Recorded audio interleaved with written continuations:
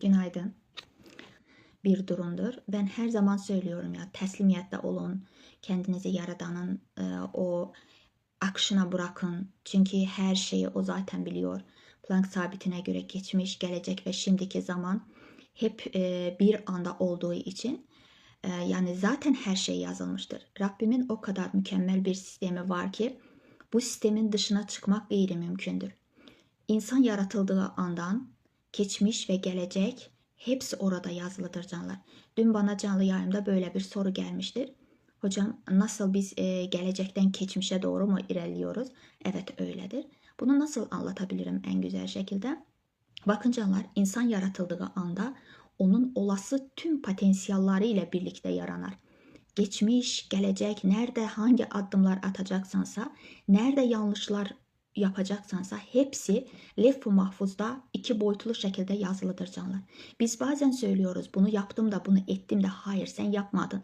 Sen sadece enerji ve frekansını, bakış açını ve duygu düşüncelerini oraya doğru yönlendirdin. Yani bizim esas, nasıl söyleyeyim, üzerimize düşen görevimiz kendi frekansımızı ve enerjimizi artırmaktır. Bundan başka elimizden gelen bir şey yoktur.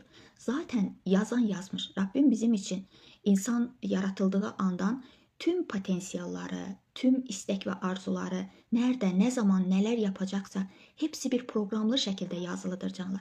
Biz o programın dışına çıkabilmeyiz. Çünkü bir yazılımdır aslında insan ve olası tüm potansiyellerinden, en yüksek potansiyellerinden yazılmış bir, nasıl diyeyim, kodlarla gelmiştir bu dünyaya.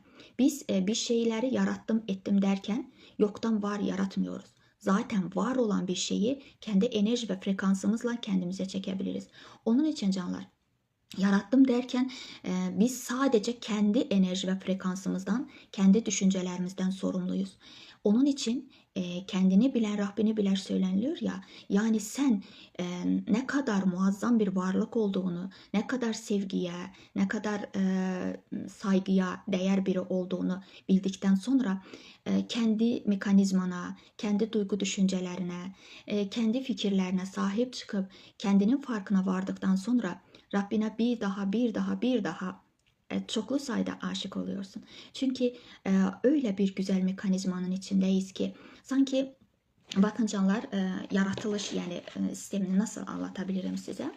Böyle bir, bu benim bir kader planım olsun. Bu şekilde kader planımdı. Zaten bunu lef-i mahfuz gibi veyahut da ki bana ait bir kütüphane kimi düşünebilirsiniz.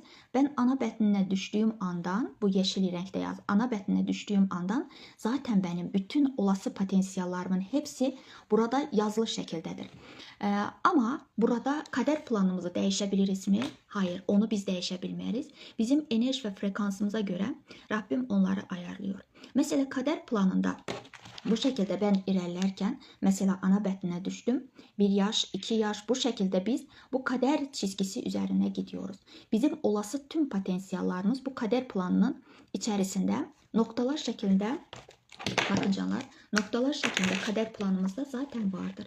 Sen üniversiteye girdiğinde var, aile kurduğun zaman da var, çocuk sahibi olduğun zamanlarda var, iş ve kariyer edindiğin zaman her şey ama her şey burada yazılı şekildedir. Bunun da müəyyən bir zamanlaması vardır canlar. Mesela Theta Healing'de ilahi zamanlama denilen bir şey vardır. Mesela 30 yaşımda kader planımda benim için iş ve kariyer kurmakla bağlı bir olası ihtimallerim vardır, değil mi? Yani kader planımda böyle bir şey vardır. Ama ben hep birileri bana iş teklif ediyor. Ya hocam burada işleyebilirsin, orada işleyebilirsin. Ama ben kendi korkularımdan ve kendime inamsızlığıma göre o işleri reddediyorum. Halbuki kader planımda 30 yaşında bana çok güzel bir iş teklifleri olmalıydı ve ben işlemeliydim. Ama kendi korkularım yüzünden, kendi kaygılarım üzerinden ve kendimi bilmediğim için o işleri reddediyorum canlar. Bu evet, bu benim korkularım yüzündendir. Yani bu demek değil ki Rabbin seni sevmiyor veya seni göz ardı ediyor. Hayır, O bu potansiyelleri senin için yaratmıştır. Ama sen kendinin farkına varmıyorsun, kendini değiştirmiyorsun ve kader planında senin için 30 yaşında yazılan bir yazılımı sen erteliyorsun. Ya kendi korkuların ve kaygıların yüzünden. Onun için canlar bir olay oldukta, bakın kısa ve net bilgi söylüyorum size canlar. Biz sadece duygu ve düşüncelerimizden sorumluyuz. Duygu ve düşüncelerin yaydığın frekans hangi frekanssa o tür insanlar, o tür işler senin önüne gelir. Ya bu kaçınılmaz bir durumdu canlar. Biz hep birilerini suçlayarak nereye kadar? Ve kendi korkularımı, kendi kaygılarımı bilmiyorum. Ve hep karşıdakini suçluyorum. O bana böyle yaptı, bu bana böyle yaptı. Ama bu korkunun senden kaynaklı olduğunu bilmiyorsun. Kader planımızda da böyledir canlar. Her zaman biz düşünüyoruz ki mesela bunu yapmasaydım da böyle bir şeyler yaşamazdım. Şöyle demeseydim şöyle şeyler yaşamazdım. Hayır, kader planında her şey var. Ama seçimlerimiz de vardı canlar. Külli irade Yaradan'ın bizim için vaat ettiği bu kader planıdır. Cüzi irade ise benim enerji ve frekansıma uygun olarak olası seçimleri yapma potansiyeli ve özgürlüğüne sahip olmalıdır canım. Mesela bir alışveriş merkezi düşünün. Oraya çocuğum, ben ve annem gidek değil mi? Veya kocamla gidebilirim. O zaman o alışveriş merkezine girerken nasıl yapıyorum? Çocuğum hemen abur cubur olan bölmeye gider. Oradan özüne bir şeyler alar. Ya çünkü çocuk aklıyla onu alar değil mi? Ben giderim kendime uygun olan, yani olgun yaşta olduğum için kendime uygun bir şeyler alırım. Ama annem tam farklı bir şeyler alır. Lef-i mahfuzu da, kader planı da böyle düşünebilirsiniz canlar. Yani Rabbim bize tüm güzellikleri vaat etmiş. Tüm bolluk, bereket, sağlık, mutluluk her şey vardır. Ama sen kendi potansiyeline uygun olarak, kendi duygu düşüncene uygun olarak seçim yapıyorsun. Mesela çocuk yaşında eğer çocuğumun 6 yaşı varsa hemen o kendi düşüncesinden kendine uygun olan bir şeyler gider götürer değil mi? Halbuki o alışveriş merkezinde A'dan Z'ye her bir şey var. Her bir şey var. Ama çocuk abur cubura meraklı olduğu için onlardan alır. Ama ben onu almarım değil mi? Çünkü benim bakış açım, vizyonum, duygu düşüncelerim ve frekansım değiştiği için, olgunlaştığım için ben kendime yani bedenime daha uygun bir şeyler alırım. Daha kaliteli, daha sağlıklı bir şeyler seçerim. Ama çocuğum onları seçmez. Çünkü çocuk için hemen yaşta hemen şeyleri alması gerekir. Onun yani düşüncelerine göre. Annem ise tam farklı bir şeyler alacaktır. Yani onun duygu düşüncesine, onun kapasitesine uygun olarak. Ben ona söyleyemem ki sen neden bunu aldın, neden bunu aldın. Veya çocuğum benim gibi kendine değer vermiyor, kendini nasıl söyleyeyim sağlığına özen göstermediği için o hep abur cubur şeyler alacaktır. Bunun kimi düşünün canlar. Yani benim çocuğum 6 yaşta bunları aldısa bir neçə yıldan sonra ben aynı alışveriş merkezine çocuğumu aparsam indi tam farklı bir şeyler alacaktı canlar. Ya kader planını insanın cüzi iradesini böyle düşünün. Külli irade zaten orada alışveriş merkezi, orada olan tüm gıdalar, her şey zaten külli iradedir. Yani ama sen cüzi iradenle, öz bakış açın, olgunluğunla, frekans ve enerjinle oradan bir şeyler alabilirsin değil mi canlar? Mesela benim bugün ehvalım kötüdürse, kendimi mutsuz hissediyorumsa hemen eve kapanarım veya o alışveriş merkezine gideremse kendime yani o sağlığımı düşünmem. Oradan abur cubur şeyler alırım çocuğum gibi. Kahve alabilirim, şirin bir şeyler, yani tatlı bir şeyler alabilirim değil mi? Çünkü ehvalımın daha hoş olmasını istiyorum. Kendimi bitkin, yorgun hissettiğim için. Ama ben kendimi sevdikten sonra, kendime değer verdikte, ehvalım çok güzel olursa, yeniden o alışveriş merkezine gidersemse oradan ne alacağım? Daha kaliteli bir şeyler alıp kendime katıyorum. Çünkü artık kendimin farkındayım. Kendime yaradan gözüyle bakıyorum ve kendimi seviyorum. Onun için canlar yani külli irade ve cüzi iradeni böyle düşünün. Ben bugün kendimi yorgun hissediyorum. Kendimi İlyadaki daha da kötü hissetmem için müzikler koyabilirim, kendimi lanetleyebilirim. Ya ben neden böyleyim, küfür edebilirim. Ya bu benim ruhsal durumuma uygun oluyor. Tamam da bakın canlar Joe Dispenza'nı çok seviyorum ya. Onun tüm kitaplarını okudum. İlk benim rehberim o olmuştu. Joe Dispenza şöyle söylüyordu ki yani sen bu beden, bu zihin değilsin. Sen onlara komut veren, onları idare eden bir varlıksın. Ama biz hep duygu düşüncelerimizin fikrin köləsi oluyoruz canlar. Duygu düşüncenin kölesi olduğumuz anda biz otonom pilota bağlanıyoruz. Çünkü otonom pilot nedir? Sorgulamayan, düşünmeyen, akletmeyen, fikirleşmeyen, hiçbir fikir üretmeyen bir insan robottan başka bir şey değildi canlar. Çok üzgünüm. Robotik bir varlıkları. Nerede, neyi, ne için ettiğimizin farkında değiliz. Çünkü o kadar dışa dönükük ki, o kadar kendi duygu düşüncelerimizin farkında değiliz. Kendimizi bilmiyoruz. Kendini bilmeyen Rabbini bilmez. Sen kendini okumazsan, sen kendini bilmezsen, sen Rabbini de bilmezsin. Bu mükemmel bir mekanizmanın farkında bile olmazsın. Onun için canlar sen mesela kendini bildikçe, kendi mükemmel bir mekanizmaya sahip olduğunu bilersense, sen Rabbinin senin için yarattığı bu külli irade ki var. Yani kader planının farkına varıp kendinin nasıl bir mucizevi varlık olup kendi değerini bildikçe artık kendinden dolayı, bu güzel varlıktan dolayı Rabbine daha çok bağlılığın ve hayranlığı olacak canlar. İnsan kendine yakınlaştıkça kendiyle birlikte Rabbinin de o sıcaklığı, o sevgisini her daim duyuyor. Çünkü hayran olmamak mümkün değildir. Nasıl oluyor da insan doğulduğu anda zaten onun tüm olası potansiyellerini yaratabilir ki? Bu nasıl muhteşem bir mekanizmadır.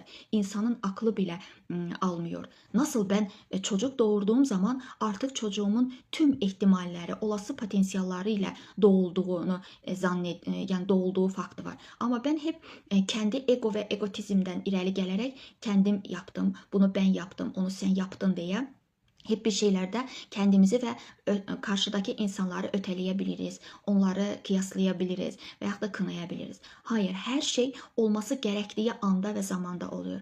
Şimdi ben olgun yaştayım. 5 yıl bundan önce bir yanlışım olduysa hala o yanlışım yüzünden hep kendimi suçluyorum. Ya öyle olmasaydı da, böyle olmasaydı da. Hayır, her şey olması gerektiği anda ve zamanda oluyor. Sen o zaman da 5 yıl önce o yanlışı yapmasaydın şimdiki olgun ben olmazdım. Çünkü biz nasıl Edison'du diyesen 700 neçə dəfə bilmirəm 770 neçə dəfə yanlış bir adım atıyor. Yani bir lampanın icadıyla bağlı ve ona şöyle söylüyor ki tələbəsi, ya hocam bu kadar yanlış yaptık, belki durak değil. Hayır, onlar yanlış değil. Onlar artık o yoldan gitmeyeceğimiz, yani onlar artık bir daha biz tecrübe ederken onlardan istifade etmeyecek. Yani onlar artık yanlıştı. Yani canlar biz hep yanlış yapmaktan korkuyoruz. Ya yanlış olar, kendimizi suçluyoruz, yargılıyoruz. Hayır, böyle bir şey olabilmez. Çünkü senin suç ve yanlış dediğin bir şeyler seni bugünkü olgun yaşına getirir. Mesela ben her zaman söylüyorum. Sen suya atılmasan yüzmeyi nereden bilebilirsin ki? Mesela ardınca senin arkanca bir köpek düşmüştür değil mi? Sen öyle süratli bir kaçış yaparsın ki oradan kendin bile kendine hayran kalırsın ki ya ben böyle süratli kaçabilmiyordum. Ya neden oldu bu böyle? Yani canlar bizi Rabbim maruz bıraktığı yerler ki var. Bizim kendimizin bile farkına varmadığımız ama olası potansiyellerimizin üze çıktığı andır. Onun için olan her bir şeye razı olmak ve olanın içerisinde bize ait olan hangi erdemler var veya Rabbim beni böyle bir durumun içerisine neden soktu, benden neyi açığa çıkaracak diye böyle bir tefekkür ettikdə bu bizi hem kendimizle barışık olmağa, hem Rabbimizin o kudretine, o yüceliğine sığınmağa, hem de ki farklı bir bakış ve vizyonla olaylara bakmaya yardımcı olacaktır canlar. Onun için bir olay, yani bir obyekt olarsa oraya farklı gözler bakar ve herkes de farklı duygu düşüncesi ve kendi bilinç durumuna göre o olaylara karar verir canlar. Yani olay değişmez. Yağmur yağıyor değil mi? O yağmur tek benim evime yağmaz ki, tek benim üzerime yağmaz ki. Mesela onlarca, milyonlarca bizde eğer komşular varsa hepsinin üzerine yağıyor değil mi? O anda ben Allah'ım ne güzel göklerden nur yağıyor diye bir sevinç hissi duyarımsa biri lanet olsun neden bu yağmur yağdı diye küfür eder, lanet eder. Yani canlar olaylar birdi. Ama senin farklı bakış açın olduğu için sen onu farklı bakıyorsun. Bakın canlar, bir çıkılmaz döngünün içerisinde oluruz. Ya tutak ki mesela matematikten bir riyazi bir hel vardır, bir mesele vardır. Sen hep aynı yoldan oraya bakarsınsa, onu halletmeye çalışırsansa bir türlü oradan cevap almazsın. Hemen kalemi yerine koyup bir derinden nefes alıp bir zihnini temizledikten, arındırdıktan sonra farklı bir bakış açısından o misala baktıkta, o meselelere baktıkta onun halini tapmış olursun. Yani canlar, illa da ki biz hep bu böyle olsun böyle olsun diyemeyiz. Çünkü biz bilmiyoruz ama yüksek benliğimiz, Rabbimiz biliyor ki o yolu biz aynı yoldan geçsek bizim için güzel olmayacaktır ve biz burada hüsrana uğrayabiliriz. Onun için o mesele öyle hallol olmuyor. Ama biz bir adım geriye doğru adım atıp farklı bir bakış açısından baktıkta olay aynıdır. Değişen senin vizyonun, senin bakış açın, duygu düşüncelerin ve frekansın oluyor canlar. Yani bakın canlar, Rabbim o kadar muazzam bir sistem yaratmıştı ki sadece bu sistemin, bu işleyişin farkına vardıkça insan hayranlığından duramıyor canlar. Ayrıca mesela bizim yaratılışımız, bizim bedenimiz nasıl muazzam bir sistemle, matematiksel sistemle kuraşdırılmıştır. Bütün organlarımız nasıl birbiriyle iletişim halindedir. Ne kadar inden sonra, yani bu zamandan sonra ne kadar ihtiralar yapılsa da, keşifler yapılsa da insanı yaratmak gayri mümkündür. Yapay insanlar yaratıyorlar, robotlar yaratıyorlar. Ama insanın yaratılışına çatabilmez canlar. Çünkü ilahi kudret, ilahi bir varlık, yaradan o kadar mükemmel yaratmış ki bizi. Sadece ben her zaman söylüyorum ki Rabbimin bize verdiği değeri biz kendi kendimize vermiyoruz. Onun bize verdiği değeri, sevginin milyonda birini biz kendi kendimizin farkına varıp kendi hayatımıza kattıkta gerçekten mucizeler ötesi bir şeyler yaratabiliriz canlar. Kendine hep kendi gözünle bakma. Çünkü bu gözler sınırlıdır. Çünkü bizim gözlerimiz, kulaklarımız perdelidir canlar. Biz hakikati göremiyoruz. Hep dar düşüncemizden, dar vizyon bakış açımızdan bakıyoruz. Çünkü dualitede hep zıtlıklarla bakıyoruz. Bu iyidir, bu kötüdür. Hemen karar veriyoruz karşıdaki insan ve kendimiz hakkında. Hayır, böyle bakmayın. Olaya daha büyük vizyondan bakın. Her şey olma ihtimaliyle vardır canlar. Planck sabitinde nasıl var? Biz öyle zannediyoruz ki mesela bir sebep olsun veya o zaman içerisinde onun sonucu gelsin. Ama Planck sabiti şöyle söylüyor ki sebep ve sonuç aynı anda oluyor canlar. Nasıl bir tuşa basarıksa, mesela Google'da bir şey aktarırız değil mi? Nasıl biz onun üzerine o tuşa basarıksa önümüze olası seçenekler gelirse biz de öyleyiz. Yani mesela sen komik bir diziye bakmak istiyorsunsa komik dizinin üzerine tıkladığın anda onun tüm bölümleri senin önüne gelecek değil mi canlar? Bu sizin için büyük bir farkındalık olur umarım. Nasıl mesela o filmi sen çekmedin ya veya da sen o tuşa bastığın anda o filmin bölümleri kısa kısa senin önüne gelmez ki. O yani bütün halde senin önündedir. Yani canlar, biz de öyleyiz. Şimdi benim frekansım ve enerjim yüksektirse ben bu enerji ve frekansımla bir olasılığın üzerine bir tuşa basarım, bir karar veririm. Zaten onun sonucu da orada vardır. Yani sen düşünüyorsun ki ben şöyle öz evimden çıkım da işe gidim.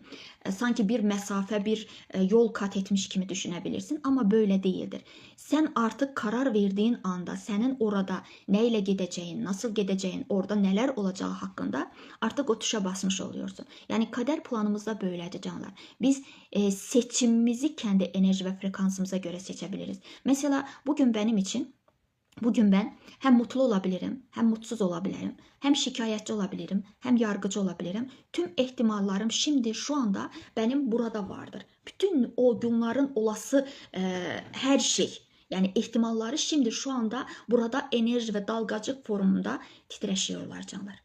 Benim kendimi farkıma varıp bunları seçim yapmam ise benim kendi duygu düşüncem ve benim bilincimle oluyor canlar.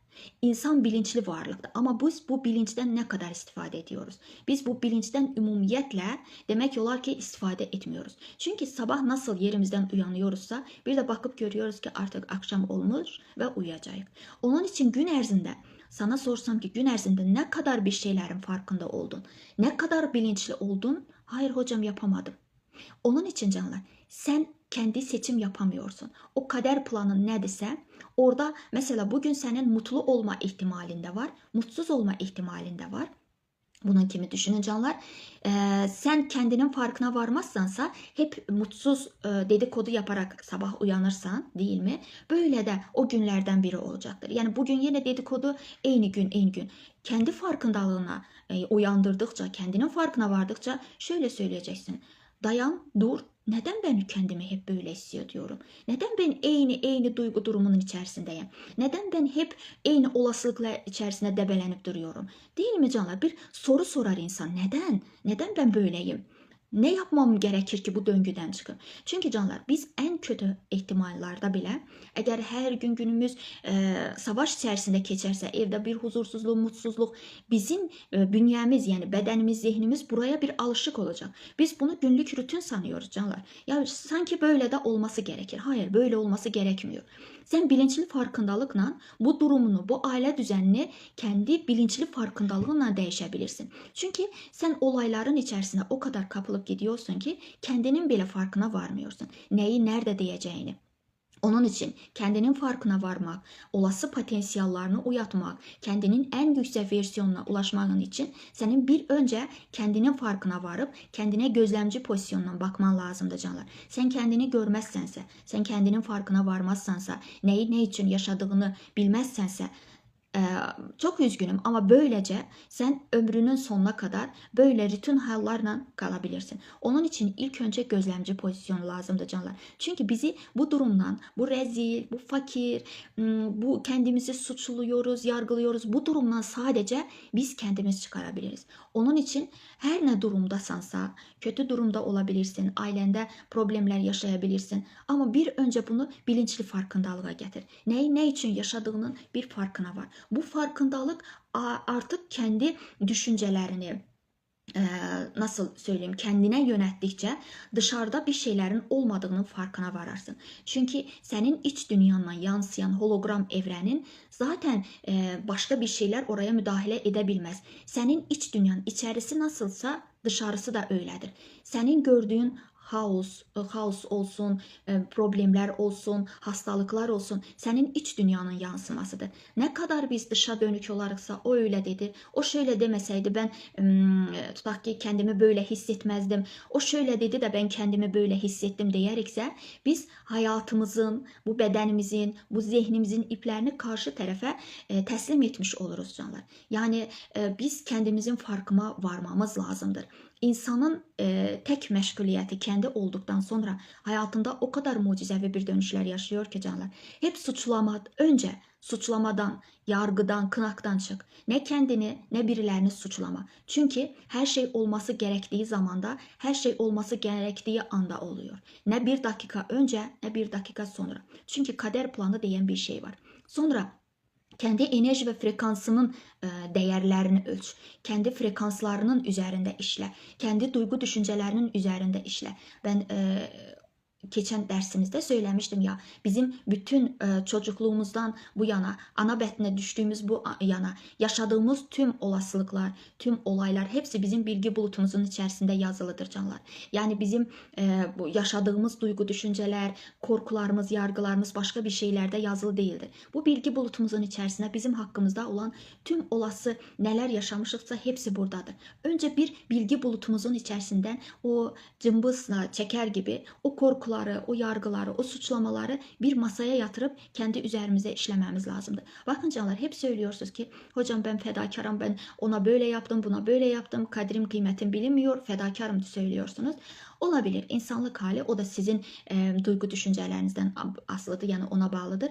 Ama canlar size net bir şey söyleyeyim ki kendine yatırım yaptığın hiçbir şey seni geride koymaz. Bugün kendin için zaman ayırdığın yarım saat belə sənin kəndi farkındalığının yaranmasında muazzam bir rol oynayacaqdır. Çünki hər zaman bu gözlər dışa dönük olduğu için, hər zaman dışarıya doğru baxdığımız için biz kendimizi göremiyoruz. Sen kendinin farkına varıp, kendini değiştirip dönüştürmek uğrunda bir adım atarsansa, inan ki evren, yaratılış, her şey seferber olacaktır canlar. Çünkü Rabbim bizden ne istiyor? Kendinin farkına var, kendini bil, kendini gör, değiş, dönüş. Çünkü ben seni böyle yaratmadım. Biz ışık varlık olarak bu dünyada olduk değil mi? Ama çevresel faktörler, ailemiz, durumumuz, maddiyatımız, yaşadığımız coğrafya, topluluk bizim bu ışık değil de o benlikleri oluşturmamıza sebep oluyor canlar. Yani annem benim adımı Gülnar söylediyse ben dışarıdan bildim ki adım nedir. Benim hakkımda bütün veriler hepsi etraf tarafından bana yüklendi canlar. Sen şöylesin, sen böylesin. Ben onları kendi hakikatim olarak alıp kabul ettim. Ama şimdi bunların böyle olmadığının artık her birimiz farkındayız. Onun için bize koyulan tanımlar, bize koyulan etiketler her nedise bunları doğru, kendi doğrumuz olarak alıp kabul ettik. Mesela ben kendimi değersiz hissediyorum hep. Ya sorgulamam lazımdı. Ben neden kendimi hep böyle hissettim? Ben neden hep kendimi değersiz, yetersiz hissettim? Kim söyledi ki ben değersiz, yetersizim? Danışanlarım oluyor, söylüyor ki hocam ben hiçbir şeyin ötesinden gelebilmiyorum. Ben beceriksizim. Şöyle söylüyorum, kim dedi sana bunu?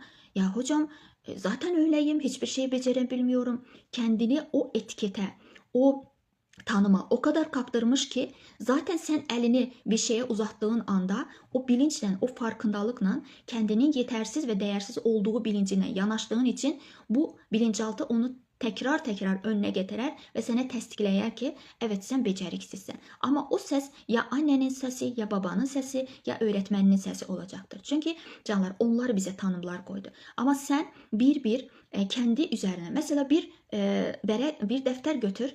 Oraya tüm özelliklerini yaz. Önce yaz ben değersizim, ben yetersizim, ben şuyum, ben buyum. Sonra bir onlara bak. Kim söyledi bunları sana?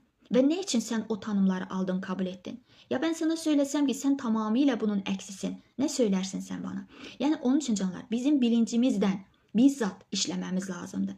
Rabbim bizi fakir, mutsuz, bahtsız yaratmadı. Bizim için en güzel potansiyelleri yarattı. Ama ben kendimin farkına varamıyorum canlar. Gelecek ve geçmiş aynı anda zaten yazılı bir programdır. Ama senin bilinçli farkındalığın, senin bilinçli seçimine uygun oluyor. Mesela canlar bugün ben rüyadan uyandım değil mi? Bugün benim için hem mutlu olma halim var, hem mutsuz olma halim var, hem küfür etme halim var, hem dedikodu yapma halim var. Hepsi burada bir ihtimallardı canlar. Bütün olasılıklar hepsi bir dalga formda, şimdi şu anda bir frekans formunda benim etrafımda uçuşuyor. Ben karar veriyorum bugün kendimi nasıl hissedeceğimi. Artık bayağı söylediğim gibi Joe Dispenza gibi söylüyorum. Bedenim sen ben değilsin. Zihnim sen ben değilsin. Çünkü sen onlara komut verip onları değiştirip dönüştürensin. Sen bu şekilde bilinçli farkındalığa geldikçe artık mesela her gün otonom pilota bağlanıp sen çay içmek istiyorsunsa veya da kahve içmek istiyorsunsa bugün kendine elini kahveye uzattığın anda hayır bugün ben bunu içmeyeceğim. Ben bugün sadece saf ve temiz su içeceğim.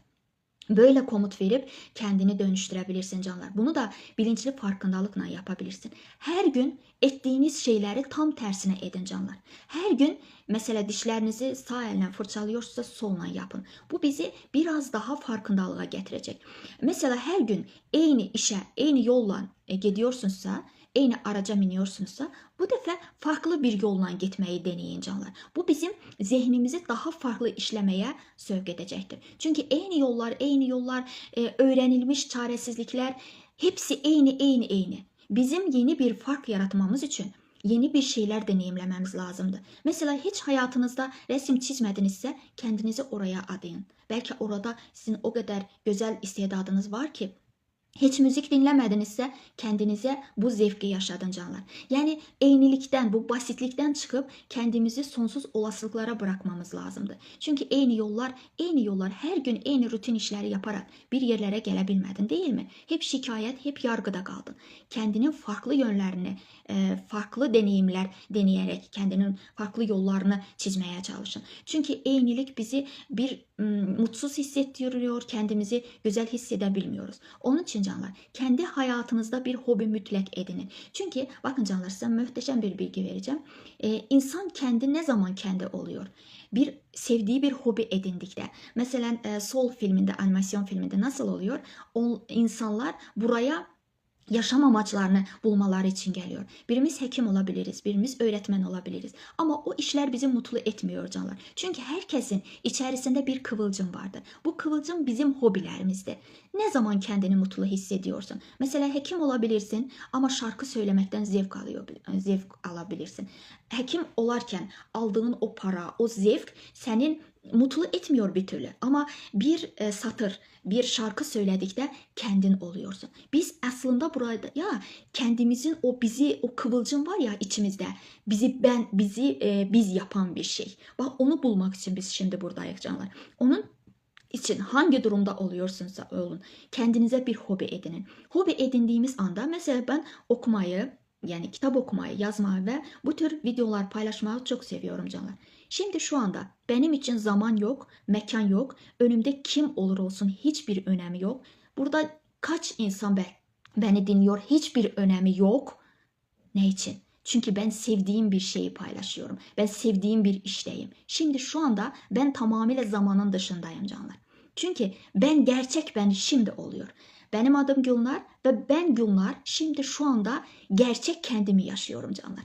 Onun için benim için bu ekstra bir mutluluk canlar. Ben eğer hekim olsaydım belki de orada güzel paralar kazanabilirdim, şöhretim olabilirdi, saygım olabilirdi.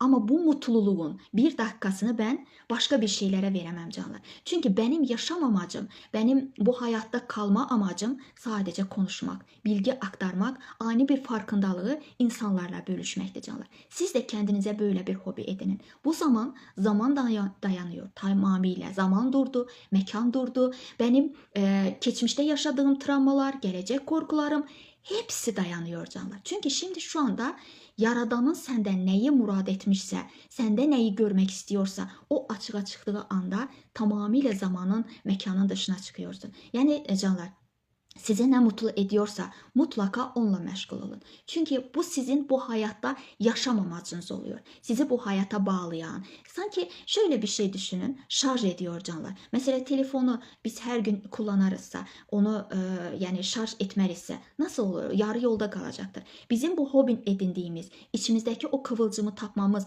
ve ona uygun bir işlerle meşgul olmamız bizim o şarj olunmamızdır canlar. Şimdi şu anda ne kadar yorgun olsam da böyle canlı açıp kendi bilgeliğimi sizinle paylaştıktan sonra o kadar mutluluk oluyorum ki bu mutluluğu bana hiçbir şey verebilmez canlar. Çünkü yaşam amacımı taptım. Onun için sizden ricam kendi yaşam amacınızı tapın. Kendiniz için bir hobi edinin. O hobi bizim şifamızdır. Bizim Yaradan'a bağlılığımızdır. Ya biliyoruz ki her birimiz Rabbimin esmalarıyla kuşanmışık değil mi? Her birimizde bir esma vardır canlar. Bu hobi edinmek, bu içindeki o ilahi kıvılcımı ortaya çıkarmak zaten senin var olma amacındır. Canlar, biz birinin annesi, birinin karısı, birinin kızı olabiliriz, tamam da bu dünyada, yani bu 3B planında, bu madde dünyada bunlar bizim görevlerimizdir. Görev derken yani bunun için geldik. Ben evladıma bakmakta görevlendirildim Rabbim tarafından. Ama bir de benim kendime kattığım ne varsa, neyle kendimi mutlu hissediyorumsa, hayatıma beni şarj eden, beni mutlu eden herhangi bir hobiler varsa hayatıma kattıkta bunun sadece kendim için bir yatırım olduğunu düşünüyorum. Kendi fikirlerimce ve bu böyledir. Onun için canlar, sizi mutlu edecek hobiler edinin. Bir şarkı olabilir, bir çizim olabilir, her ne olur olsun. Ama bu gerçek siz olun. Burada tüm yargılardan, tüm suçlamalardan, her şeyden çıkarak sadece siz olun.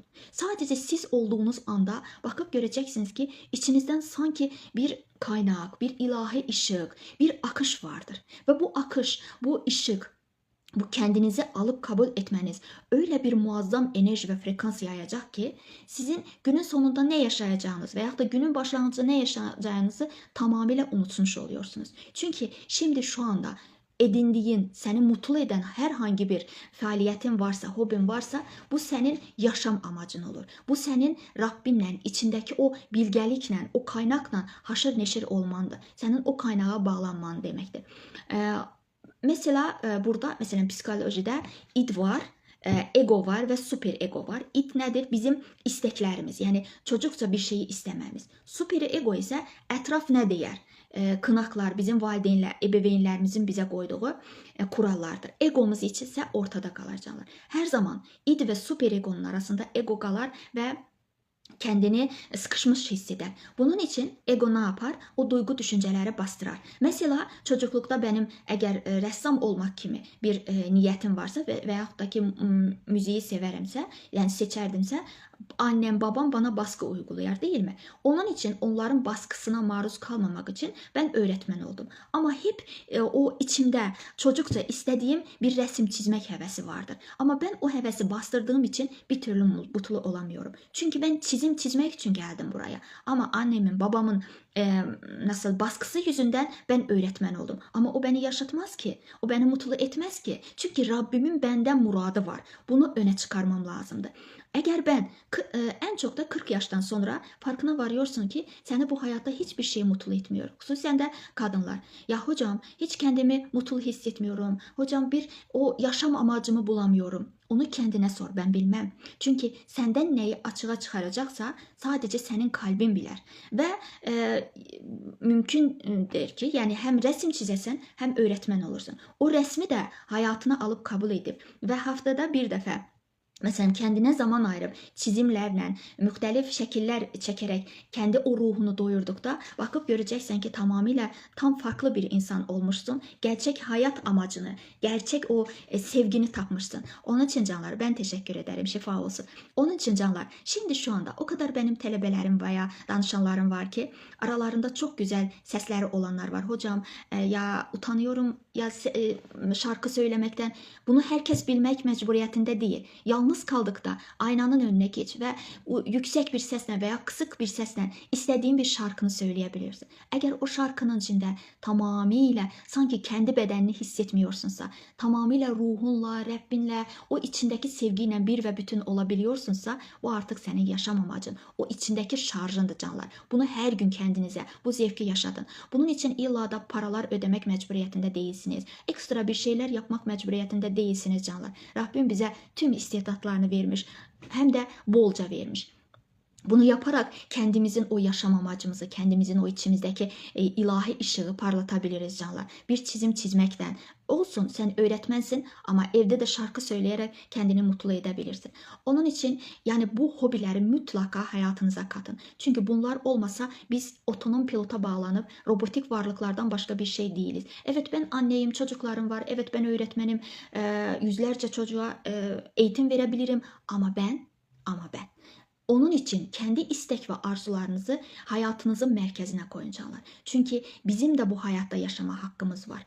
Evet sorumluluklarımız, görevlerimiz olsa bile ilk önce benim görevim kendimi bir insan olarak alıp kabul etmek ve mutlu etmekti canlar. Ben bu hayat amacımı, bu beni mutlu eden bir şeyleri tam da 35 yaşımda buldum ki beni ne mutlu eder ki ona kimi kendimi hep hasta hissediyordum. Türlü hastalıklara yakalandım. Ya bir türlü çıkabilmiyordum canlar. Boğazımda hatta tiroid oldu. Kendimi ifade edebilmediğim için, bu cüre aktarımlar edebilmediğim için aile baskısından dolayı ya konuşamam. Ben ne canlıya çıktım ne ben ne olmak ne. Kendim psikologum. Ama hep konuşmak da beni mutlu ediyordu. Kim önüme gelirse bilgini bu şekilde aktarıyordum. Ya şöyle söyledim. Benim yapacağım amacım bu. Ben kendimi şifalandırdım. Konuşarak şifalandım. Çünkü o kaynağı buldum canlar. Mutlaka ki sizin içinizde de böyle bir istek, böyle bir sevgi vardı. Ve o sevgini hiç vakit kendinize yani kısıtlamayın canlar kendinizi. Kendinize hak görün. Çünkü bu dünyada bizim yaşamak gibi bir hakkımız vardır. Bizim evimiz, arabamız, her şeyimiz olabilir. Ama biz değiliz ki. Seni sen yapan bir meşguliyette bulun. Bir hobide bulun. Ne zaman kendin olarak alıp kabul ediyorsunsa onları düşünün. Hayatınıza onları çekin canlar. Onun için ya bir şeyler etmeye, ekstra bir şeyler para harcamaya ihtiyacın yok ki. Şimdi şu anda Ben evimin bir köşesinde böyle telefonu koydumsa ve şimdi sizinle bu şekilde konuşuyorumsa benim illa da para ödemeye mi ihtiyacım var? Burada bakış açısı az olsa bile, beni dinleyenler az olsa bile bu önemli değil. Önemli olan benim bu bilgileri aktarmam ve benim mutlu olmamdı. Zaten dışarıda bir şeyler yoktur. Zaten bu bilgiye sahip olmak isteyen, bunu duymak isteyen insanlar bu hep beni izleyecek ve bu yani canlıda olacaktır. Bu yani oraya da takılmayan canlılar. Ya olsun. Ben şimdi elimden bu kadar geldi. Beni tutak ki bir 10-15 nefer dinlediyse ne mutlu bana. Hiç dinleyen olmasa bile. Benim esas görevim birilerini mutlu etmek değil. Burada birilerine bir şeyler anlatmak değil. Benim esas görevim ben kendimi nasıl bu hayatta tutabilirim? Ben nasıl sağlıklı olabilirim? Ben içimdeki bu sevgini nasıl dışarıya en güzel şekilde benim ve bütünün hayrına olacak şekilde aktarabilirim?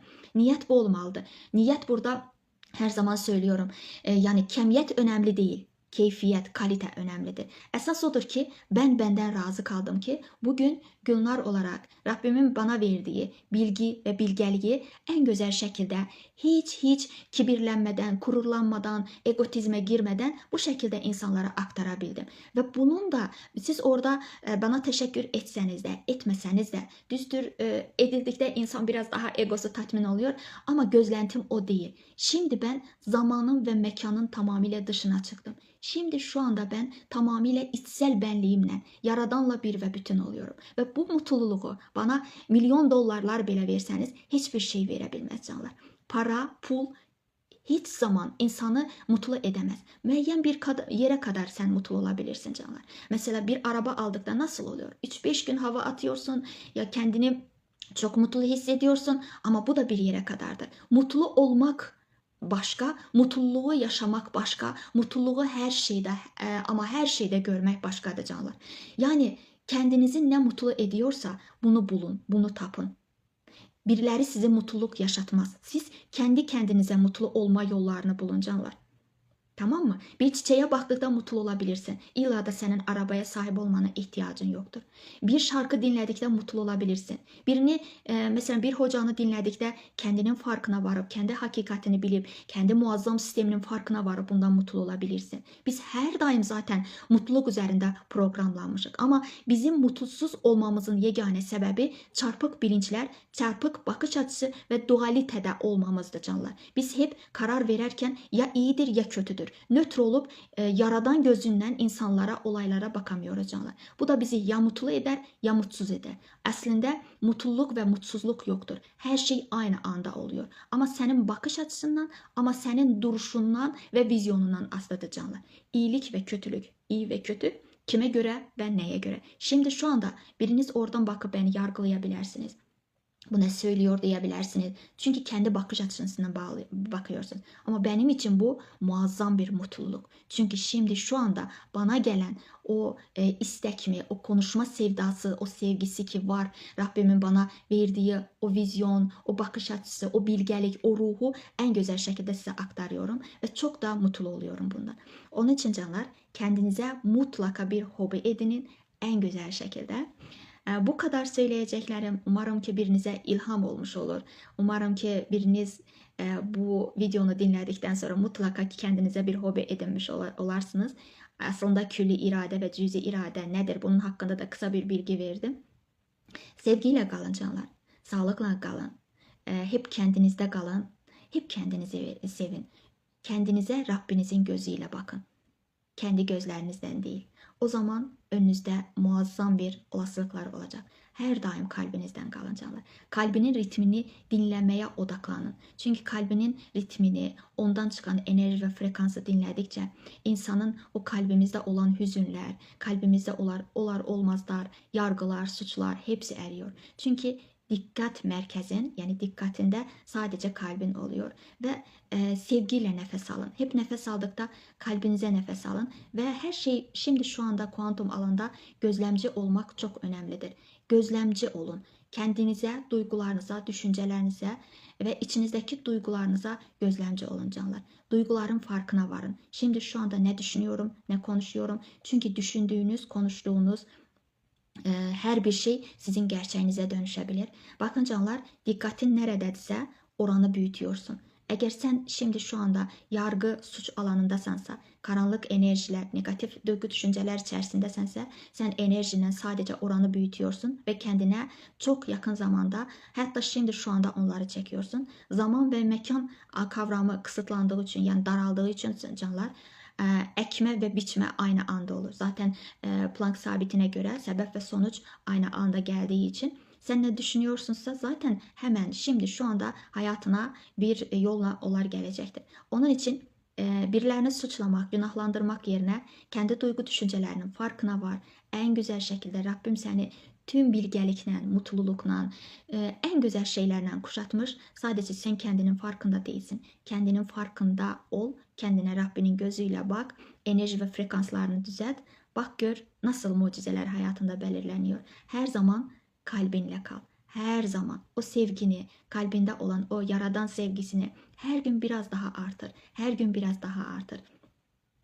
Tanrı ile Söhbət kitabında olduğu gibi bir insanın kalbinde sevgi ne kadar çok olarsa orada kin, nifret, ego daha az olur. Çünkü sevginin, ilahi sevginin, yaradanın sevgisi o kadar muazzamdır ki o her bir şey, daşları, kayanı bile eritebilecek güce sahiptir. Sevgide kaldıktan sonra canlar, o teslimiyette kaldıktan, o akışta kaldıktan sonra inanın ki Rabbim yaralarınızı o kadar güzel şekilde toparlıyor ki sanki melhem oluyor. Artık geçmişte yaşadığınız her bir duygu, düşünce, acılar, hastalıklar, birilerinin size ettiği kötülükler bu sevginin içerisinde tamamıyla eriyor. Ve artık sen bir zamanlar birine yargı ve suçlamayla bakıyorsunsa artık sadece oraya sevgi, huzur ve teslimiyet anında bakıyorsun. Çünkü biliyorsun ki Rabbin senin incitmek, üzmek kimi bir niyeti yoktur. Sadece senin kendini keşfetmen için bu şeyler, bu hadiseler olmuştur. Çünkü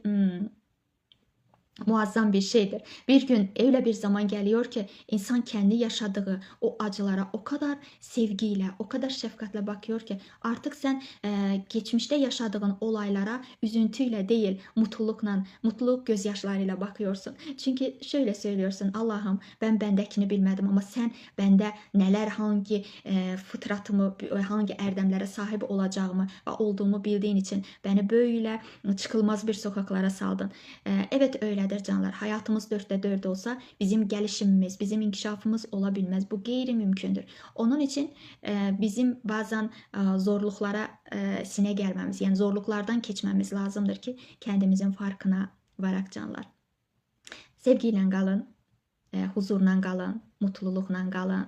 Çünkü sevgi olan yerde hiçbir negatif duygu, düşünce barınabilmez. Sağlıkla kalın.